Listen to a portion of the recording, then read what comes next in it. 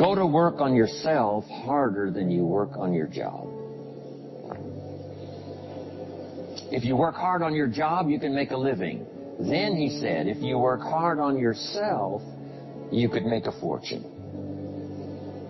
So I worked hard on my job and made a living, but I learned, starting with those extra hours per week, learning these extra skills, I started working on myself. And here's a philosophical phrase everybody should take home. Here it is. Success is something you attract by becoming an attractive person. Success is not something you pursue. It's what you attract by becoming attractive. By becoming attractive to the marketplace. What would do that? Multiple skills? Multiple languages? So, now what else would help you to be attractive to the marketplace besides more than one skill and more than one languages? Could perhaps, like it did for me, multiply your income by 2, and then multiply it by 3, and then multiply your income by 4, and then by 5, and once you get there, it's not that difficult to multiply it by 10, because all you have to do is make sure you become more valuable and more valuable and more valuable. You don't have to work on the economy, because here's the first note. Each person's income is determined primarily by their philosophy, not by the economy.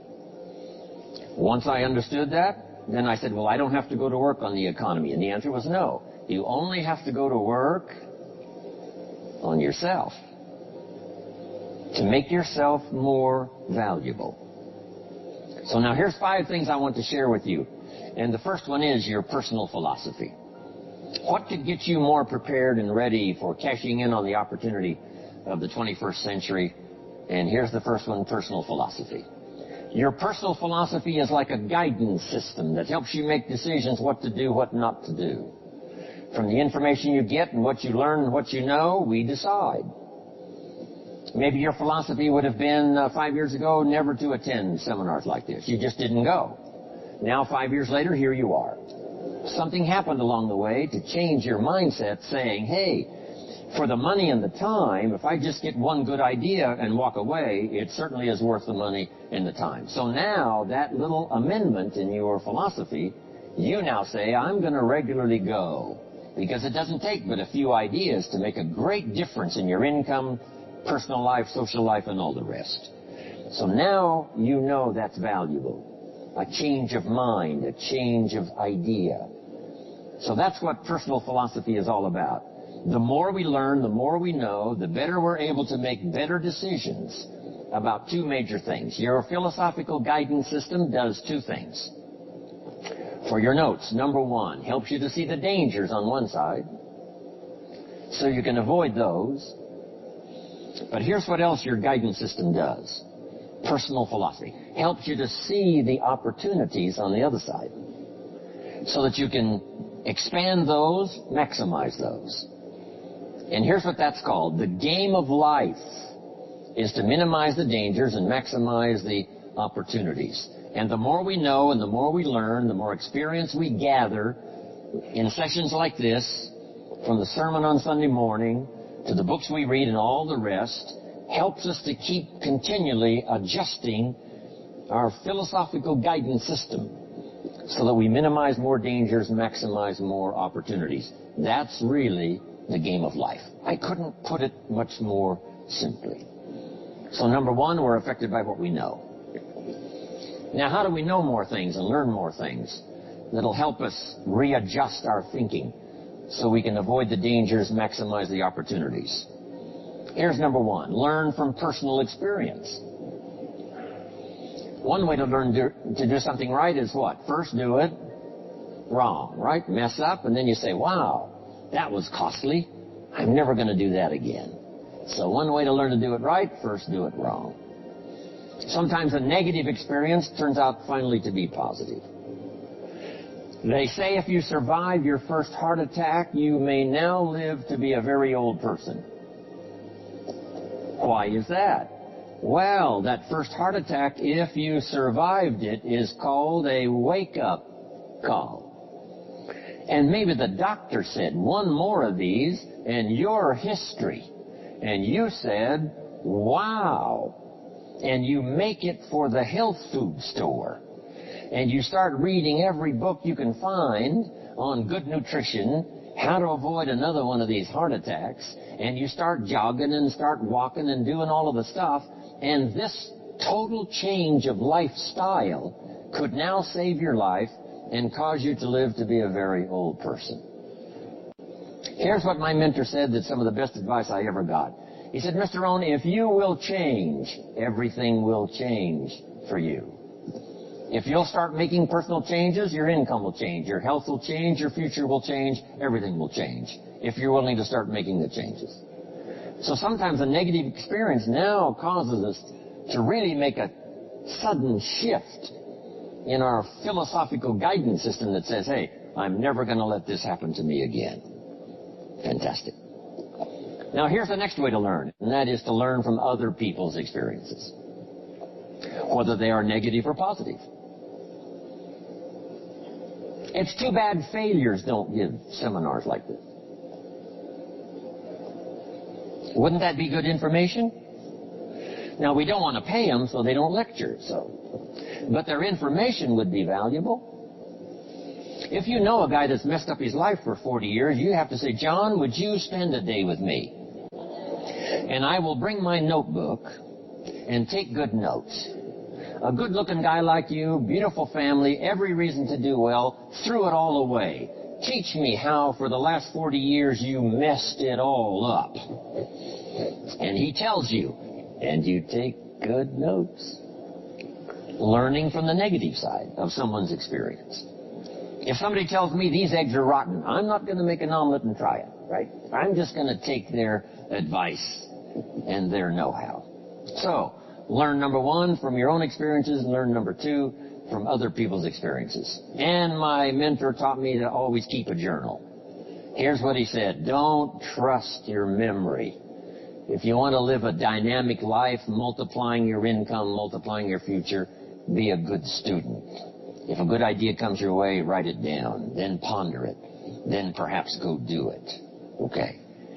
Now, your philosophy comes from what you learn, comes from what you know, comes from other people's experiences. 3 ways now to learn from other people. Here's number 1, learn from what you see. One of the great watchwords of these early years of the 21st century, pay attention. If you just watch, you can pick up clues. Success leaves clues. And if you'll be a better observer of the winners and the losers, those that are doing well and those that are falling behind, and just take mental notes and good notes and say, I'm going to adjust what I'm doing based on what I see. Here's number 2. We learn so much from other people based on what we hear. Here's good advice on that. Be a selective listener.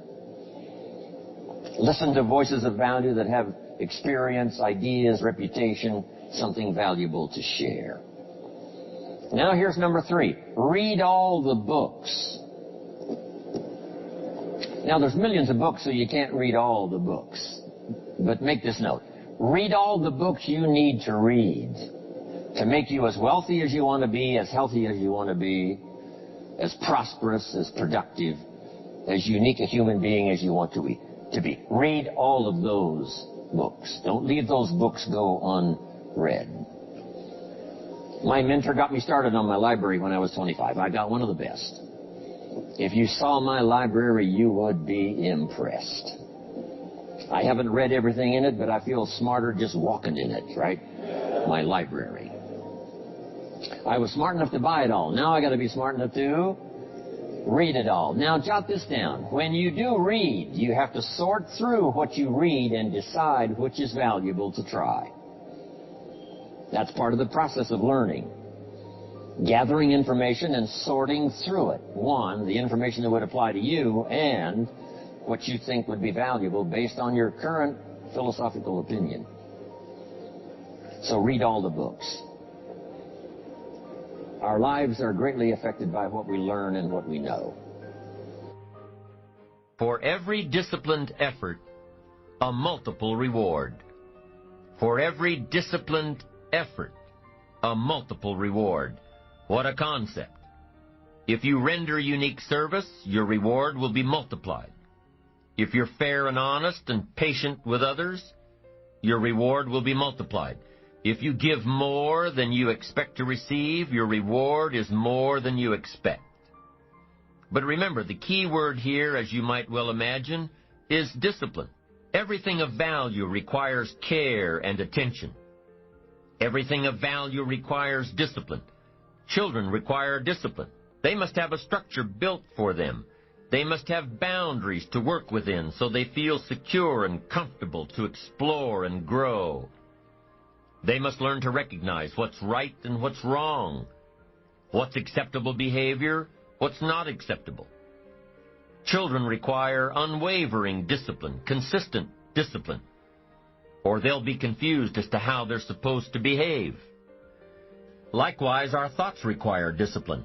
We must set up our inner boundaries, our codes of conduct, or our thoughts will be confused. And with confused thoughts, we'll end up being confused, hopelessly lost in the maze of life. And confused thoughts produce confused results.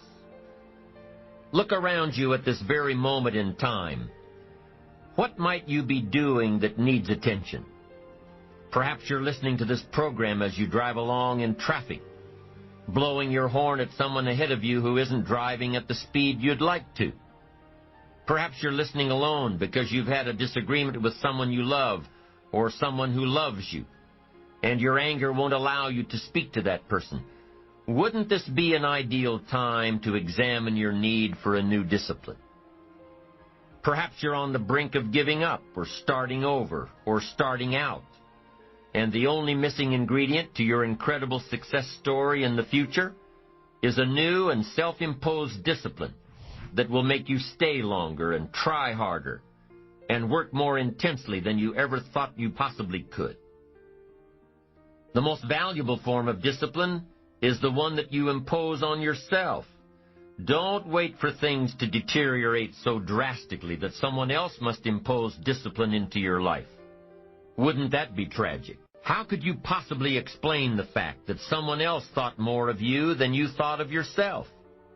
That they forced you to get up early and get out into the marketplace when you would have been content to let success go to someone else who cared more about themselves. Your life, my life, the life of each one of us is going to serve as either a warning or an example. A warning of the consequences of neglect, self-pity, lack of direction and ambition, or an example of talent put to use. Can too much discipline be a bad thing? Can you possibly be too disciplined? Too much of anything is a bad thing. Life without balance results in an unbalanced life.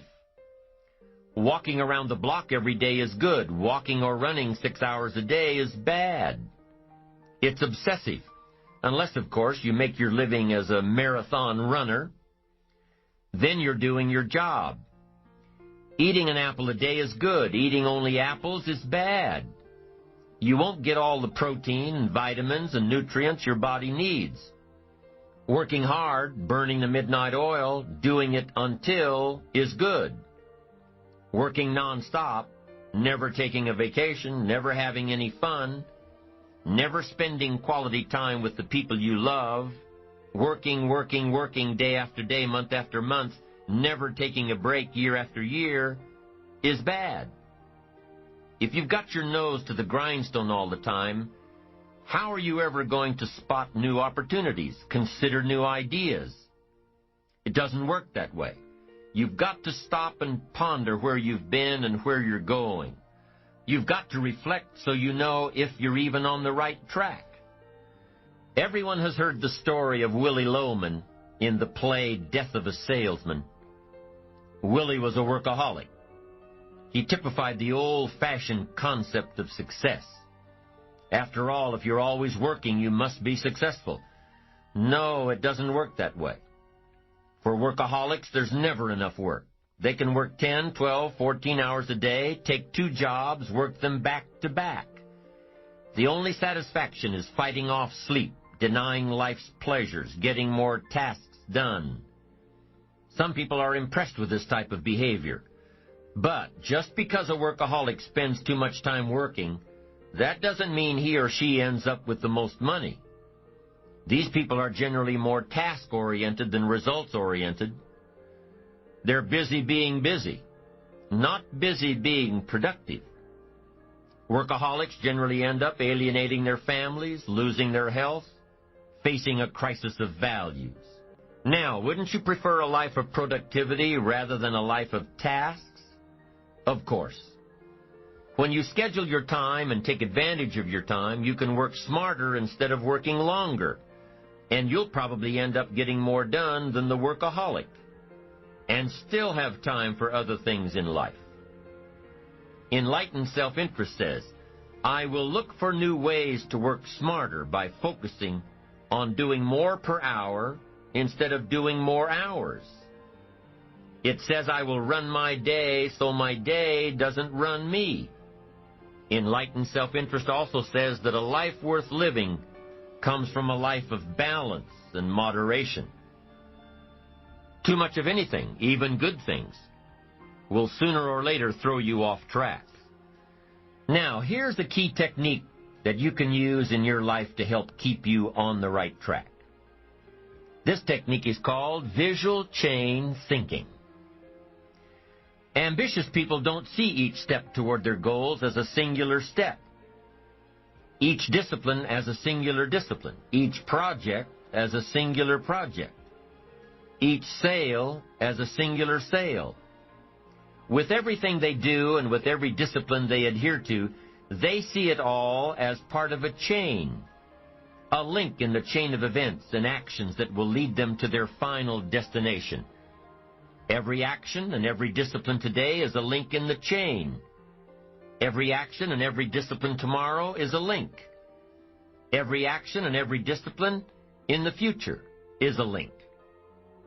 When you can see that every link in the chain will eventually lead you to the things you want most out of life, to the person you want to become, then you won't grow discouraged or fearful or impatient with today. When you can see where you're going through visual chain thinking, even on the toughest days, you'll keep building your ambition by knowing where you're going, not just where you are today. Part of this visual chain thinking is built when you decide on your direction, when you can see where you're going to end up before you get there, when you can see California while staring at the east side of a 14,000-foot mountain. And building your visual chain of thought begins when you have well-defined plans for your career, your family activities, your investments, and your health. Your plans and goals are your visual chain, knowing where you're going before you get there. Develop a plan, a game plan. It's ironic how we all understand the importance of mapping out a strategy for a football game or a basketball game. Not one professional team in the world begins a game without a complete strategy. But few of us take the time to map out a strategy for our lives, a game plan. But it's important. Here's the first rule for your game plan of life. Don't start your day until you have it finished. Don't begin your activities of the day until you know exactly what you plan to accomplish. Don't start your day until you have it planned. And do this every day. I know all this writing takes time and a disciplined effort, but remember that value is the fruitful result of discipline, not hope. Once you've mastered the art of planning your day, you're ready for the next level. Don't start your week until you have it finished. Don't begin your activities of the week until you know exactly what you plan to accomplish. Don't start your week until you have it planned. Just imagine what life would be like if you took time out of every Sunday to plan your week. Come Friday, you won't be saying, boy, did this week fly by. Where did it go? What did I do? No, if you plan your week before you start it, you'll know exactly what you want to do, what you want to accomplish, what you need to work on. If you learn to plan your days as part of your overall game plan for the week, the parts will fit much better. Your days will be better, more effective. You'll be working smarter, not harder. And when you've learned to plan your week, guess what? You've got to plan your month. Don't start your month until it's finished. By developing a game plan for your days, your weeks, your months, by developing and following your game plan, your days and weeks and months all become part of a bigger plan, a bigger design, a long-term view of your life, a visual chain. You'll start gaining a greater perspective of it all because you are planning. It takes great discipline on your part, but it will soon lead to a new habit, a habit of mastering your time, a habit of discipline that will lead you to the good life. First of all, let's define worry. There are many ways we could describe it. Worry is fear painting pictures in your mind. And if you watch that mental movie too long, you get a false picture of how things really are. Worry is a mental broadcasting station, and more often than not, it is false or at least distorted propaganda. Worry has that sneaky way of stopping short of giving you all the facts. Worry is often the trickery of mentally filtered facts on the negative side and the bold declaration that these are all the facts. Worry has the mental audacity to suggest that the elevator only runs one way, down. Many times worry is a 5-alarm bell for a wastebasket fire. And worry is a depletion of constructive emotion. It's wasted mental energy. It's like letting the starter run the battery down when the car won't start. And worry is most often a lack of all the facts, a lack of full understanding, a lack of total information, and an unpreparedness of ability, knowledge, talent, courage, faith, and all the other virtues. That should give us a better definition of worry, and remember, left unchecked, it can become like a mad dog loose in the house, and the sorrow and pain and regret is too large a price to pay not to do something about it, and to do it now. You see, if you contemplated the total sum of human suffering long enough, it would drive you mad. You must understand how life is. Human suffering, man's inhumanity to man, war, disease, poverty. But it must be in what I call its rightful ratio of your mental and emotional time. So much for what worry is. The next question is, what can I do about it? What is the first step? My best advice on this is to first recognize worry for what it is, admit what it does, and then decide you now want to be free. It first starts with decision on your part.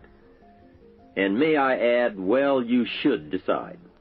Why let worry continue to take money out of your pocket and bank account? Why let worry any longer keep you from becoming all you can be? Why let it rob you of better friendships, better business, better profits, better results, better communication, better family relations? Why impose your worry on others any longer? It's a burden you can get rid of and a monkey you can get off your back. Why not be rid of those sinking, nagging feelings that all is not going to be well, that you can't do it, that it won't work out for the best? Worry is undue concern that takes up too much of your mental and emotional time. Now, we must all be concerned. Hey, life is no joke except to the jokers. Life and how to live it is a serious matter. It is risky, full of peril, and there are constant threats to the good we want and to the pursuit of happiness. However, it is undue concern, or concern that takes up too much mental time, that begins the harm. It's like a family planning a wonderful trip.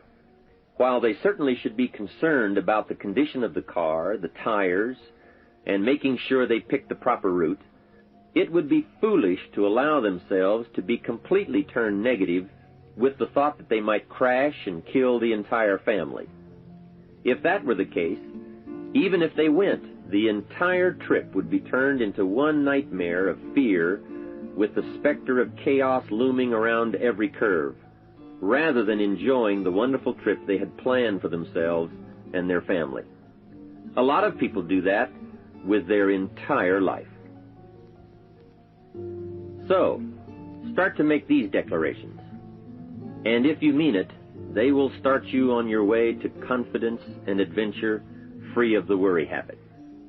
Say first, I've had it with worry. I'm tired of being beaten down and hassled with all those negative mental pictures. I refuse to be tricked by false facts. I'm really not that weak.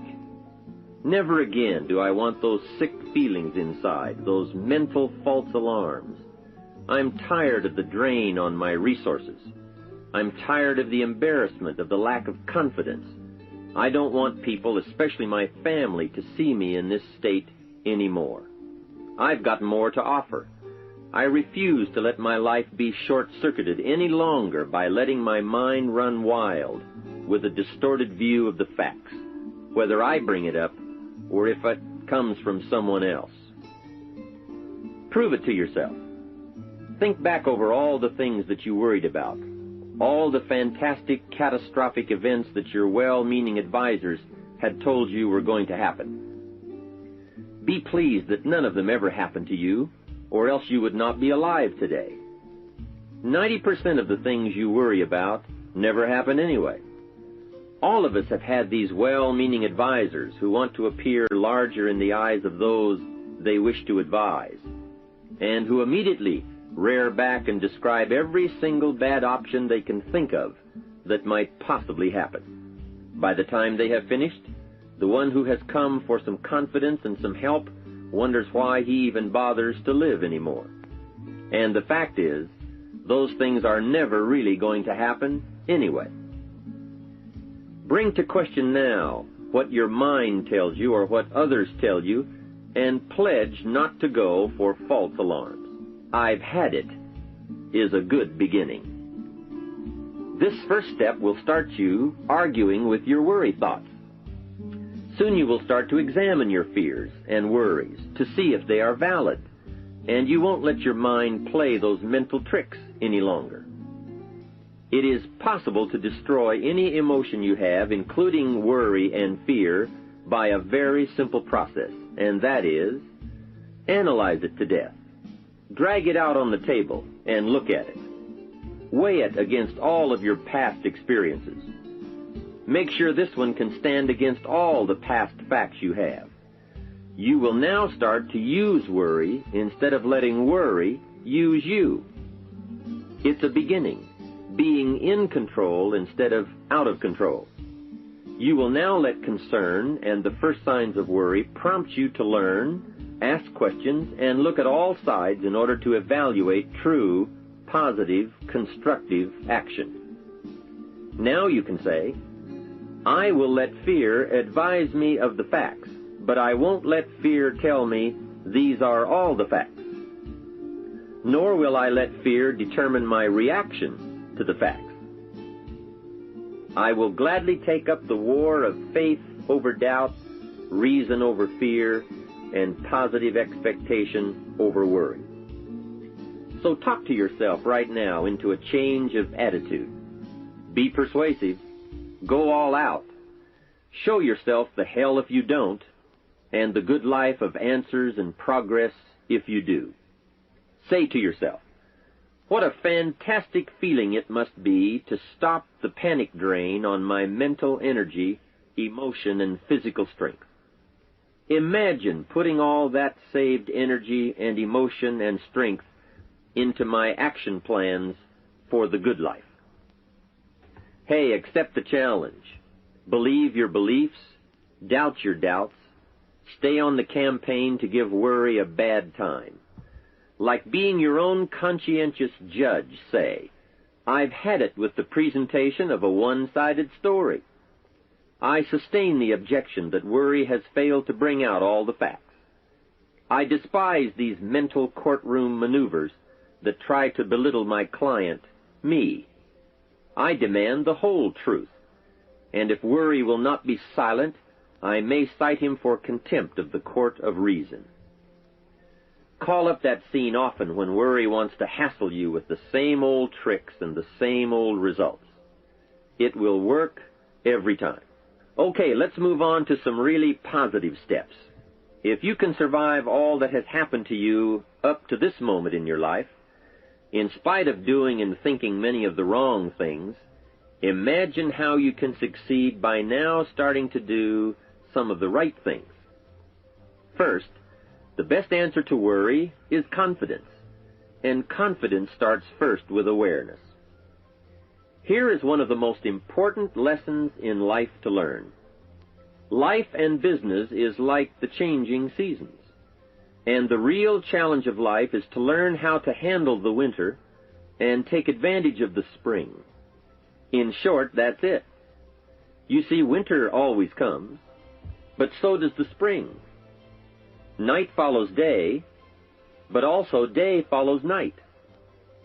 Sure, the tide goes out, but it always comes in. Opportunity follows difficulty as surely as difficulty follows opportunity. I have written and recorded much on how to take advantage of the spring, how to cash in on life's opportunities, work hard all summer, learn more ways to plant and protect what you invest, and to reap in the fall without complaint, knowing it's your harvest and you've reaped what you've sown. For this subject, however, let's talk about how to handle the winters, those times when worry, like winter, takes its heavy toll. So, we tell it like it is. Winter always comes. So does the night. Some happenings in our life will always be a cause for concern, and sometimes concern turns to worry, and worry turns to fear. But remember, that is to be expected. Each day, each event, each season brings both expected and unexpected challenges that we must think about and make decisions on. Life is like a stream that flows continuously. The better we understand that, the better chance we have to produce good results out of all of our challenges. May I suggest something to you? I have a friend who is an avid skier. You know something? He can only ski in the wintertime. You can only hunt the elk when the snow falls in the high mountains and drives them down. That's called wintertime. You see, it's all right if it's 12 below. Just be prepared for the winter. And here is a good thought. A full, well-developed human being will find a way to take advantage of the winter, not just handle it. The big challenge is to make something out of each opportunity. Now, if winters are always going to occur in our life, shouldn't we benefit from them too? Come the next winter, you could be on the inside looking out, seated by a warm fire, the company of a good friend, and those unique feelings of security in spite of the circumstances or the season. Begin to know now that the night will pass, and as you learn to grow and progress, you will better understand how to handle every night and better live every day. Here's some of the best advice I have on worry. First, don't be afraid to face the facts of life. It is not negative to understand that the winters always come. Don't be faked out. Don't clip the word impossible out of the dictionary. Sure, the Bible says all things are possible, but I don't really understand all that means. My daughters ask me, have you ever tried putting toothpaste back in the tube? Don't say I don't want to hear the problem. I don't want to see the difficulty.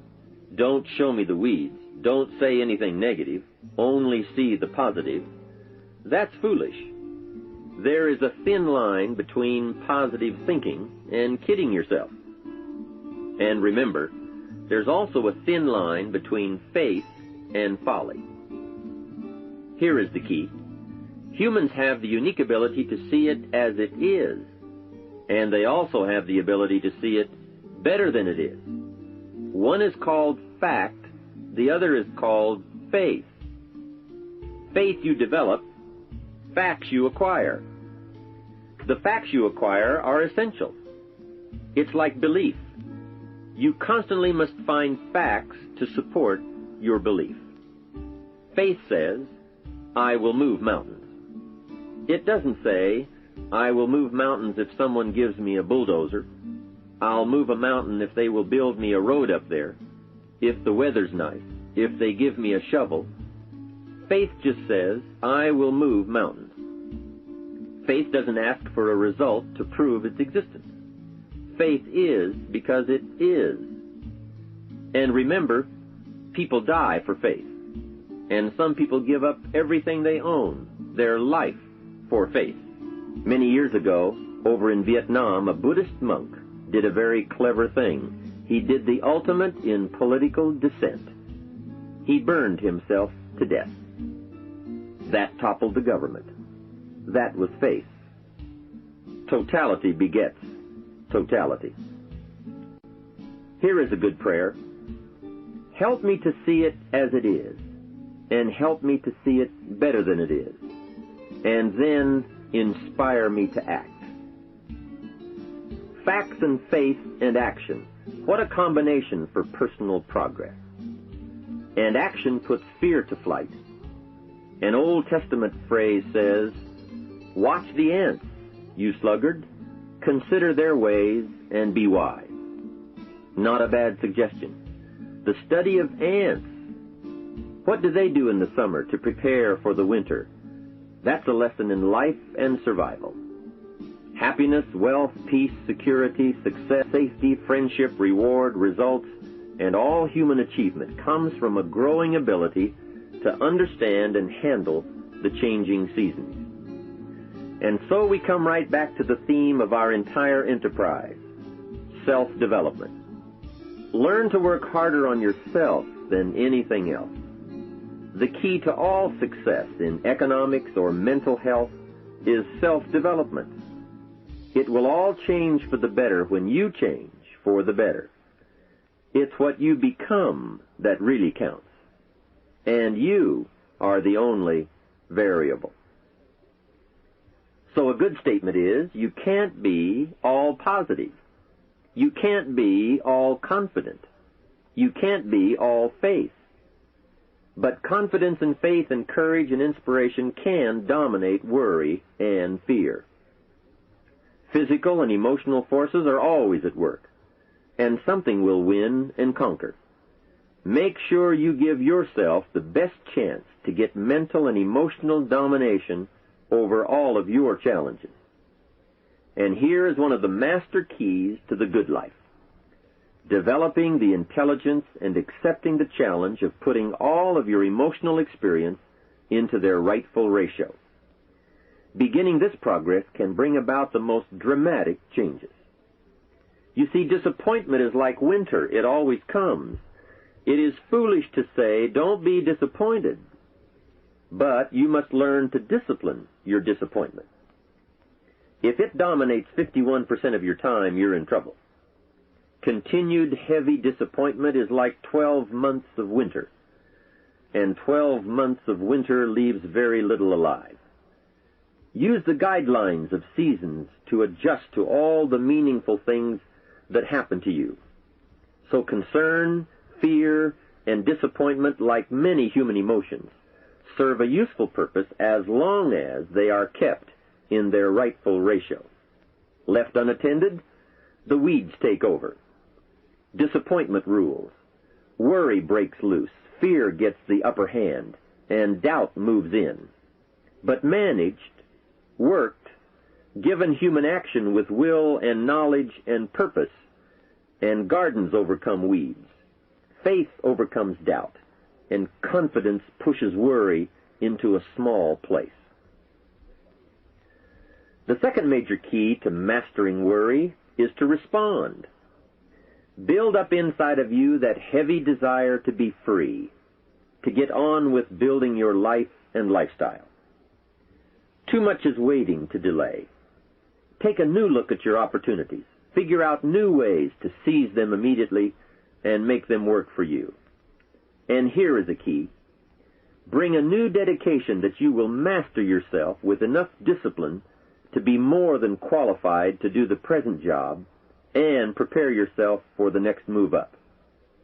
Expose yourself to every stimulation possible that will put all this in perspective. Now let's move on to a very important point, and that is the best answer to worry is confidence. First, self-confidence. I can better handle next winter. I have a strong shelter.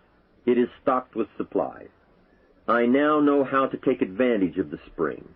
I'm going to plant better crops and bigger crops. I can last through the summer. I won't quit this time. I'll study weeds and how to get rid of them. I'll be less frightened of the changing weather and the quick storms. In the fall, I will exercise more care and reap what I have without complaint and blame nothing for the amount of my harvest. I'll learn to save a fair portion so that I can survive the bad seasons when out of control the hailstorm comes and it all goes wrong. Now we must consider this. The most fatal deterrent to self-confidence is guilt. Not doing all you know how to do to the full extent of your present ability weakens the foundation for confidence. The biggest part of worry comes from the lack of this personal confidence. And lack of confidence comes from two major things. First, no goals or plans. And second, no daily discipline to achieve. The inaction to cure or handle small tasks is what starts the guilt process. And that always tends to make you look at what's wrong and expect the worst. So listen to the voices of creative experience. Let nature, experience, wisdom, books, everything speak to you and teach you. Remember, both opportunity and challenge await action. Everything yields to diligence. Here's the next one. Look around. You might have overlooked some people that need to be recognized. You might have overlooked some talent that you could be using to help in the training and conduct meetings. Don't miss some of the gifts that are close by you. Look around and say, who's doing a good job that maybe I've missed this last year? Look around and see if there aren't some people who need to be lifted up, who need your inspiration, who need your presence, who need your time. Here's the next one. Look down to the work. Look down to the soil that's ready for the seeds of opportunity that you will share by your voice and your invitation and your language and your meetings, your presentation. Look down to the work that your hands can work miracles. Look down to the task and see if there aren't some things you might have missed this past year you can pick up on this year and work miracles for yourself, for your future, for your organization. Here's the next one. It's a word of caution. Look out for the enemy that's on the outside as well as the enemy that's on the inside. Look out for your own thoughts that might deceive you, saying you're too short, you're too tall, you're too old, you've never done it before. What makes you think you can do it now? Look out for the temptation. I've told the story and it bears repeating. An ancient story that said there were two nice people. This is not a story of one bad person and one good person. The storyteller says this is a story of two nice people. However, and I want you to underline the word however, because that's the drama of life. However, one built his house on the rock, and the other built his house on the sand. And sure enough, the storms came as they always do, and the one that built his house on the rock was saved. The one that built his house on the sand was lost. Here's what it means. Nice people can make careless decisions. Nice people can make foolish decisions. None of us are above temptation. That's why the great prayer says, lead us around temptation. Hopefully deliver us from the evil. Tempted to cross the line. A customer shows up across the street from where you live. And it's so easy to say, rather than being taken care of by someone who lives so far away, I can take care of you because I live just across the street. Don't listen to the tempter. Stay on track. Build on the rock. Look out for your own mind that would tell you your dreams can't come true. Look out for your own thoughts that would tell you that it's not going to work that well for you. Look out for that. Here's the next one. Look inside. Some of you have just started to develop your talents and your skills and your abilities. Some of you have done enough to reach this level, to reach these tables, to be in this room. But I promise you, if you go home and take another look inside, here's the question to ask. What else could I develop of my mind and my spirit and my talents and my ability that would make me more valuable to myself, to my family, to my organization? What else could I do? How far could I reach inside for something I haven't found yet? Here's the next one. Look up to the God that made us all, to a higher power that's still within reach. Draw on that spiritual part of human existence and human life. It'll work miracles. Once in a while I get a letter. Guess what it says? Dear Mr. Rohn, while you travel the world, please remember, we pray for you. I thought, wow. That's what I felt at 39,000 feet. When I was a little weary and tired, somebody in South Africa was saying a prayer for Jim Rohn. All of that unseen miracle stuff that we all touch at times in our lives. I'm asking you to look up and draw on that experience, that comfort, that uniqueness that makes us who we are. There's nothing you can do about the past, but you can do a great deal about your future. You don't have to be the same person you were yesterday. You can make changes in your life, absolutely startling changes, in a fairly short period of time. You can make changes you can't even conceive of now. If you give yourself a chance, your abilities will grow. You have untapped talents and potential that you haven't even reached for yet. And as time goes on, you'll be able to reach deeper and deeper. The first thing you'll know, you'll be able to do things you never thought you could do. You'll be able to handle things you never thought you could handle. You'll have ideas that you've never had before. All of this is sparked by the goal-setting process. When you know what you want, and you want it badly enough, the answers will come to you. I can't tell you why it works. All I know is, it works. Give yourself a chance to become all you can become and to accomplish all you can accomplish. Let me give you a Bible philosophy that teaches how to get whatever you want. Here's what it says. Ask. That's it. Ask.